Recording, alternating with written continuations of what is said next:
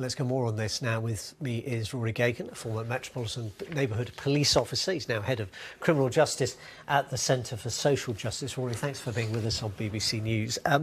First of all, what do you make of the proposal? Well, I think we've got to welcome them. We've been at the CSJ, at the Centre for Social Justice, we've been arguing for this for a while. Stephen Timms, an MP in East Ham, has also been doing the same. And acid attacks, you know, as anyone would imagine, they're one of the most vile, one of the most horrific forms of attacks. And the law has had a deficiency. It's failed to keep pace with what has sort of worked its way into the sort of the criminal culture in London and elsewhere. When this was first mooted in terms of the figures came out earlier in the year, we had a series of very nasty attacks in London. One of the points made was that it's not a new problem. It's one that has, you know, it's one that's almost Victorian in its sound, because it was used at certainly a lot in Victorian England by criminal gangs, and it seems to flare up every so often. And this is the latest kind of impact. I think sort of, you know, you can go back as far as you like and find occasions where substances, corrosive ones or others, have been thrown at people. I think what we're seeing now, though, what's worrying is, you know, there's a real concentration.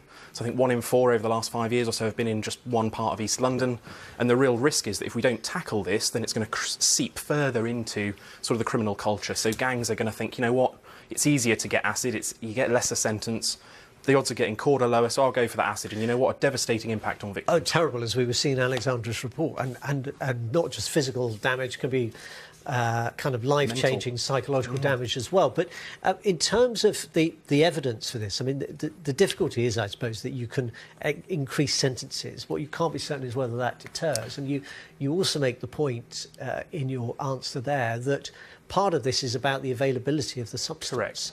Correct. That's a much harder thing to tackle, isn't it? Well, I think there's 3 prongs. It's very similar, really, to sort of knife crime. So essentially, you know, you've got to tackle the supply, the availability of these substances, which obviously the consultation promises to do, and it's something the CSJ has been keen to push on.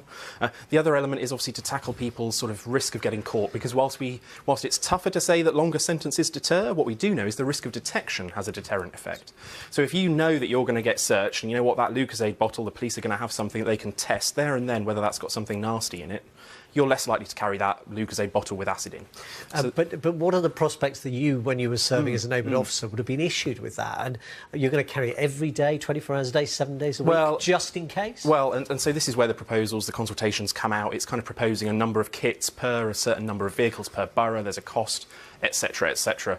And this is where, actually, to be honest, often it's just sometimes the appearance of the police doing things. So if I'm a young person who's carrying acid for whatever reason, or an old person carrying acid for whatever reason, and I get stopped and the police are routinely checking, then I'll think twice about carrying that. And so I think, really, these proposals are to be welcomed. We'll be feeding into the consultation process, along with Stephen Timms, and we'll be doing all we can to ensure they're workable and they have the impact that's desired. Let me ask you finally, how quickly would you hope that the government can legislate on this? Because it's a little busy at the moment. It's a little busy.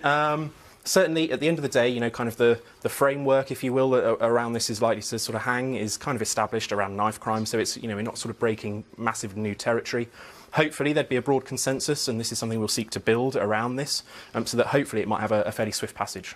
Sooner the better, obviously. Absolutely, not least for all of those who have lived with the consequences. Rory Geoghegan, thank you very much. Rory Geoghegan there from the Centre for Social Justice, and himself a former police officer.